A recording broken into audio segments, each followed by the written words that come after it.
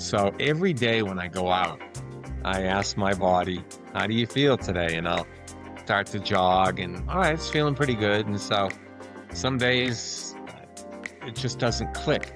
I can walk forever. I could go out and walk probably a marathon right now as we're talking. Running it would be a whole nother ballgame. So my suggestion to people is slow down. I always have believed in long, slow distance. I think people run too fast and they get beat up. If you do anything wrong when you're running, if you do any, like I pronate or I either supinate, whatever it is, the faster you run, the more that problem is going to exist. Welcome, Mike. Glad to have you on this pod.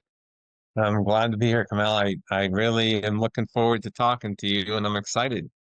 Yeah, 48 Boston marathons back to back you're running. That's an amazing accomplishment. So can you take us back? Maybe you can start with a quick introduction of yourselves. What do you do, where you're living, and take us back. How did it all started for you? So that's a good question. I was a typical athlete growing up in high school, and I actually started running in high school to lose weight because I was a chubby Okay. kid. And when I was a freshman in high school, I wanted to make the basketball team. And the basketball coach told me I had played football. The basketball coach told me, he says, Mike, you're a pretty good basketball player, but you got to stop eating pancakes for breakfast. You got to start eating Wheaties. You got to Yeah. lose some weight, son. And it hurt my feelings, but it was probably the best thing that he could have said to me because I made a decision then that summer, my between my freshman and sophomore year, I was going to run cross country.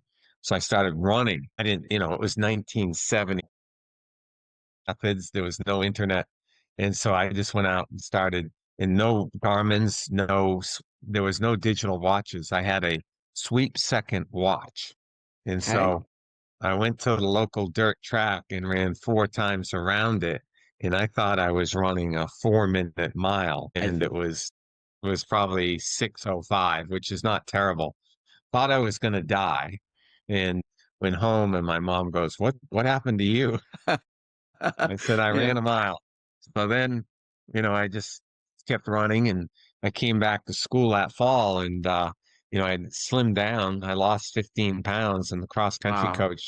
cross country coach, when I walked in the locker room, he goes, "Oh wow." And he shook his head. That "oh wow" moment stuck with me for the rest of my life. Like I made a change Hmm. in my body and so noticeable that the coach was like, "Oh wow." And so I was pretty good runner in high school, pretty good. Hmm. Like we didn't have the 5K distance. We ran anywhere from 2.5 to 3 miles, depending on the course. It wasn't a universal 5K. So Yeah. I was probably for 3 miles, I was probably around 17 minutes, which is not terrible, but I was a real good basketball player. Enough that I got recruited and I Hmm. went to Merrimack College in North Andover, Mass in 1974. And Hmm. again, I was a recruit and I was out running one day to get ready for the time trial. We had to run 2 miles in under 12 minutes, in order to be on the basketball team. I think it was 12. It could have been 13. And the cross country coach spotted me and he said, I want you to run cross country. And I said, well, let me check with the basketball coach. The basketball coach goes, that's fine. So I ran cross country the first meet, and one of my teammates was Dave McGilvery, Oh, who wow. is now the race director of the Boston Marathon. So we became teammates, we became friends, and then he ran the Boston Marathon in 1977. I remember going down to watch him, and that's when I fell in love with the Boston Marathon, started training, qualified as a senior in college, and then ran it in April of 1978. So, in so doing that April, I requalified for 1979. And the easiest way to stay in Boston in the early years was just requalify while you were there. And Oh, back okay. then it was 3 hours for my age category. Then it went down to 250 for about 5 years. You had to run under 2 hours and 50 minutes. So the people that complain about, the 3 hour qualifying time, man, we had it even tougher then. But I was running in the 250s and the 230s. So 250 was in all due respect, was kind of slow to me. And Yeah. I've stayed obviously friends with David McGilvery over the years in Merrimack College. So Merrimack College really gave me my start. And you know, Father Time has hit us all. I don't care Yeah. how old you are. And one of the things I did when I was younger, because I was kind of running with a fast crowd. So some of the older people that Mm, I respected, like Bill Rogers and Greg Meyer and all these really elite athletes, elite. I mm, said, does it bother you that you're slowing down? Does it bother you? And they go, nope, running is running. I've yeah. always remembered that. This guy that had run, his name is Fred Doyle. He said, he ran a sub 4 minute mile. And I says, Fred, does it bother you that you couldn't run a 9 minute mile now? And he says, no, it's running is running. And Yeah. so I prepared myself mentally that I Mm, was going to slow down. And I believe that that's half the problem with people that stop running is they can't accept the fact that they're slower. But I see. who really cares? Who cares? Like if I went out this morning and I did 6.5 miles and I said to you I ran it at 7 minute pace, you're gonna go, Yeah. oh wow. Yeah. If I Yeah. said I ran 10 minute pace, you'd say, oh wow, that's great. It's all relative. It's up here. And That so is true. I know I have the 6.5 miles underneath my belt. It doesn't matter how fast I went. It doesn't matter if I walk the whole thing. I was Yeah. out moving, right? Yeah. So Yeah. I believe in sustainability. Cool. What's that 1977 race where Dave did the across the country from Medford, Oregon to Medford, Mass? Yeah, that was in 19, I want to say Because it was I 80.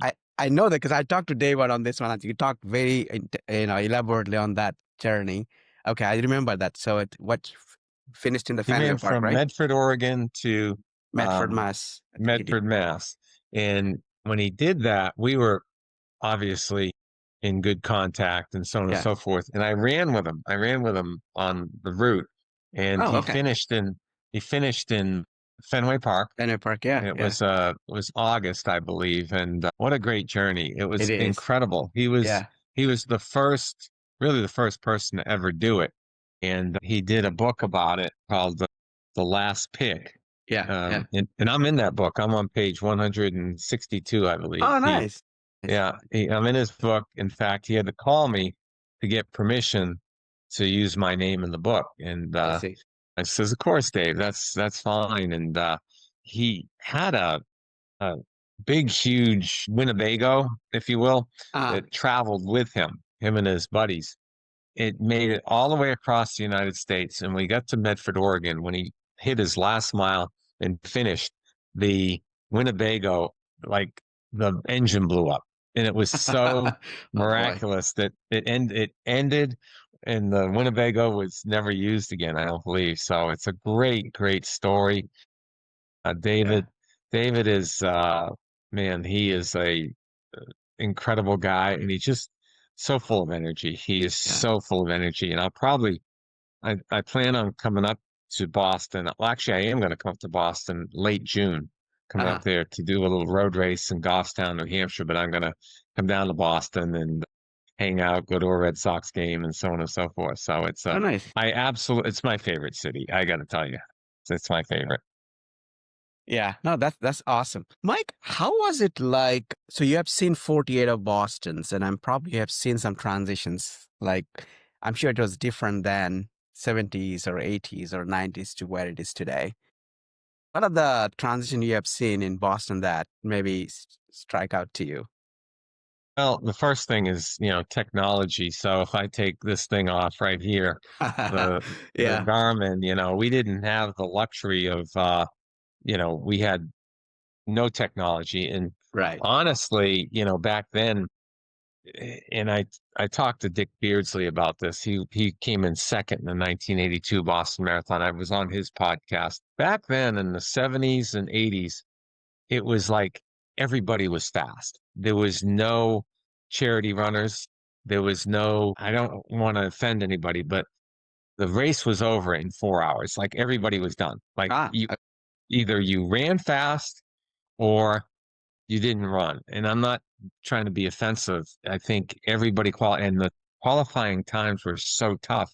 The field was smaller. So 5,000, 6,000, I seven see. thousand, And then it started coming down Mhm. in the mid 80s because of the money. The majors started offering money in Boston. Nope, nope, we're not going to do it. So 1986, they changed that I to see. get the elite runners in. Because in 84 and 85, Jess Smith won it back to back. Um, they said, we want to get some of the real elites in here. So that's when it changed and the numbers started going up. And then they started relaxing the qualifying times. And all of I a see. sudden, the population went up. And it really peaked in 1996 because that was the 100th running of the Boston Marathon. So you had 35,000 people running, Hmm. which is the population nowadays. So what's happened is our population of the United States and the world has gotten bigger. This carrot, called qualifying time, is dangled in front of the rabbit. So everybody wants to qualify. It's their Mount Rushmore, personal Mount Rushmore. Yeah. They want to achieve that. So you have more people, more demand trying to get into the race. Yeah. Less people are getting in. So to get into it is extremely hard. I think it's harder to get in as a charity runner than it is to qualify. Yeah. Yeah. So, and we, as the quarter century club, that's what they call my group. We don't have to qualify anymore. We are grandfathered in. So whether I run 4 hours or 5 hours or 6 hours, we're in as long as we finish before the clock stops. The clock I see. stops at 5:30, I believe, and that's 7 hours. So we're in no matter what. And that's it's not a privilege. I don't make the rules, but I'm certainly very happy that they Yeah. allow me to participate What is that quarter century club? So you have to run consecutive 25? consecutively 25 Okay. as a qualified runner, As a qualified run. Okay. official finish that is recorded by the Boston Athletic Association. I see. So if you ran it as a bandit, it doesn't count. If Ah, you ran okay. it, if you ran it, you didn't have a number, you didn't count. So it's extremely like they make sure they're meticulous on, whether you've done it or not. When Hmm. I got my notification, and I think it was 2003, I think I got a letter. I think it was a letter or something. They said, I you've see. been recognized as one of the people that have run 25 Boston marathons in a row. I knew I had, but I didn't know that there was any big deal about it. It wasn't publicized, like it wasn't a big deal. Now it's in the Boston Marathon Media Guide. It's very public knowledge, and we have a meeting or a assembly of the quarter century club on I the see. Saturday before Boston. They take pictures and they I think make speeches. I've seen your picture on that. Probably that they published the BA side that the quarter century club too. Oh, that's pretty nice. Yeah, and they gave us the people that have run 40 or more. We got like a little Hall of Fame plaque that says we've run more than 1,000 miles on the Boston Marathon course. Of Oh yeah, course, in that's my true. case, I've run 1,260 something after this year. So Yeah, yeah. it's kind of a cool, it's a really pretty tile that they gave us. And I got it this year. I didn't see it coming. I cried when I got it because I thought of all the years how tough it's been to get in, tough years of, I battled injuries, I battled sickness, I battled weather. Obviously in 2013 we battled something completely different. You know, it's been a journey, and someday, the journey is going to end. We can't live forever, we can't run forever, but I'm very grateful that I'm where I'm at. No, that's so true. Was it always that you used to qualify for the next years during the run these years, or you have gone in different ways to qualify I've too? gone, Up till 25 I would after that. say Yeah. 80% of the time, 80% of the time, I requalified while I was there. Okay. And Okay. then if I had a, if I had a clunker, that's what I call them, I Yeah. would go to Lowell, Massachusetts. Lowell, Massachusetts has a marathon called the Bay Bay State, State. Yeah. and I'd go qualify there. But I'll be honest with you, Kamal. I mean, that's risky. Like you have to do it. But the window to qualify was much bigger than it is now. Now, if you want to qualify for next year's Boston Marathon, you've got to qualify before September 12th, I believe, because that's when the window to enter exists, unless you've already run one. Say if you've run one in February of this year, that counts. It's a year and a half that you could submit it. So people are running them right now in Right. order to qualify for 26. But our window, you could run a marathon in March of the current year and use that to qualify for Boston. That's how unique and neat it was. And I think that's, kind of a neat memory is the fact that some people would run a marathon in February to qualify for Boston in April, in Right. February, 2 months away. And that Yeah. was the innocence of running. That's what I mean. Not just me, but a bunch of males and females were just very fit. And we could go out and run a marathon on a weekend, qualify, and then 8 weeks later run Boston. I mean, it was just a different time. Yeah. Yeah. Yeah. Now, I have to ask you, what do you get out of running, Mike? 'Cause you have run so much. It's in Hall of Fame in Boston. And again, Boston is considered the elite of the elitist race in the world. Um, and you've been fortunate to run 48 of them consecutively. What do you get out of it, Mike? For me, it's I get that euphoric feeling. It's spiritual, you know. Okay. I talk to the big guy up above. I just feel better, Yeah. I have energy. I'm in a good mood. I smile a lot, and I attribute it to running. And if I don't exercise, I'm not a different person, but I don't feel as complete in my day. It's kind of like the gentleman, the military guy that says the first thing you should do when you get up in the morning is make your bed, which I do. Then I thank the good Lord for my existence. Then I go out and exercise. And it's like I've done something today for myself. No matter what else happens to me today, Yeah. I've done that. I personally think exercise is helps with your longevity. Now, I could, after the podcast, I could walk down the stairs and have a heart attack and drop dead. But I think I've given myself a better chance to live. And, I'll take my lifestyle. I think I'm very active. Besides running on a typical day on this wonderful thing called a Garmin, which I never heard of steps before a Garmin. Like I didn't know what steps were. That didn't exist. Yeah. Yeah. That Yeah. didn't exist in the 80s and 90s. I think it started coming out in the early 2000s. I didn't know what a step was.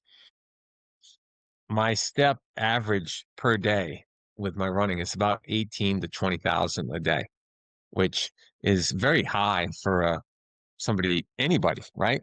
It's Yeah. Yeah. the goal, I think, if you look on the, health recommendations is probably about 8 to 10,000. 10,000, But I think. Yeah. Yeah. I love being active. And I think it stems from my athletic background. And I'll say this again, the fact that that freshman basketball coach told me I was chubby and Hmm. fat, and I didn't want that resonated in my head that I was out of shape. And I just didn't want, I chose not to be that way anymore. No, that's pretty amazing. Now, since you're, you know, running so long and you're continuing to do so, I'm sure you have figured something out to sustain for that long. Either it's the lifestyle or, the training or the way you keep it injury free. I'm sure injuries is bound to happen. What would be some of your key areas that you would say if I can pass it on for folks to keep an eye on, what those would be? Well, you know, I think you have to, at a certain age, mine was probably after 60. This is the 70th year of my existence. I turned 69 in May Oh, and early May. So I'm 69 in 1 month, years old. And I started doing a kind of the Jeff Galloway modified, run walk. So I started doing ratios of 2 minutes running, 1 minute walking, 2-1, 2-1. Then if okay. I felt better, I'd go 3-1, 4-1. So every day when I go out, I ask my body, how do you feel today? And I'll start to jog and all right, it's feeling pretty good. And so Some days it just doesn't click. I can walk forever. I could go out and walk probably a marathon right now as we're talking. Running it would be a whole nother ballgame. So my suggestion to people is slow down. I always have believed in long, slow distance. I think people run too fast and they get beat up Hmm. because if you do anything wrong when you're running, if you do any like I pronate or you know, supinate, whatever it is, the faster you run, the more that problem is going to exist. And it's going to accentuate more when you're running fast and slow. Some people would argue with that, but for me, I just don't beat myself up as much. I ran a 15-kilometer race yesterday, and I ran with a young lady. Hmm. Anybody that I run with is younger than me. So she was Yeah. a young lady, but she Yeah. was 49. And she says, I want to do the run walk with you. I says, okay. So we started out, and I think our first mile was 11:20, and then the second mile was 11:03. The third mile was like 10:30, and the rest of them were 10 minutes the rest of the way, which is not terrible, Yeah. ridiculously Yeah. slow. And we just did this. We would we would run for like 4 minutes, walk for a minute, 4-1, 5-1, 6-1. And I think the last mile we did 7 minutes running and 1 minute walk, and then we finished at like, a 10:40 pace or something, which it was a decent time. Yeah. But at the end, she looked at me, she goes, I feel like I didn't even run. That's how good she felt. And I felt Nice. the same way. Like I Nice. felt so, and it's called sustainable. So if I had beaten myself up and run 9 minute pace, which I could today, I wouldn't have run because I'd be so sore and Yeah. lame. And it was just great to be able to get up the next day and do it again. So I love the philosophy, sustainability, Oh, keep nice. going, being able to keep going. And I think that applies to all facets of life, whether it's eating or drinking or sleeping. You got to get your sleep. If you run on 2 hours of sleep, that's not Yeah. sustainable. You Yeah. might be able to do it one time. I know Yeah. I can't. I'll fall asleep on you, but I think it's all part of balance. Yeah. Yeah. That is so true. And I know I was talking to I think Sean Bradford. I think he has this company called Trainers One, and his key observation based on millions and millions of people's of data is you're prone to injury when you do go really fast, like the track workouts or the hill workout. People want to really push themselves. That's where it's not the long distance runs that you do the zone two runs. It's just more on where to go push yourself and then you tend to injure yourself. And keeping an eye on those is probably can take a step back and to see why I'm doing this, and maybe you not be that injured that don't have to call off the race 2 weeks before Boston Marathon or in a major goal that you're trying to achieve. So I think looks like you're also in the similar philosophy that you're operating as well. So it's great to know as well. 48 times crossing the finish line in Boston. And I'll be curious about your this year's experience, Mike, a little bit if you want to share. Like, how was 2025 Boston for you? 25 was probably the most enjoyable Boston Marathon I've ever had. And the reason being, I don't know if you're on social media, but I I have am. a very strong social media presence, and I'm Oh, not saying that to be arrogant or full of myself. What happened is I'm a big presence on TikTok, and you. Okay. Okay. yeah, Great. I mean huge. And so before the race, when I got up there, a lot of people knew that I was running Boston Marathon, and I have this presence on TikTok. So when I went to get my number on Hmm. that Friday at the Heinz Auditorium before the race, I would guess probably close to 200 people stopped me to take a picture Oh, because they'd nice. seen me on TikTok, which was, it kind of your self-esteem goes right up. Yeah. And Yeah. I had to do on Saturday we had our picture taken for the Quarter Century Club, and then I had to go over to Runner and do a spot for them, and there were people waiting for me to get there to Awesome. talk to me, Yeah. which was nice. And then during the race, the amount of people that had signs for me and just screaming for me and so on and so forth. So I made a TikTok at the finish line, and Nice. it went viral, Oh. and it did last year too.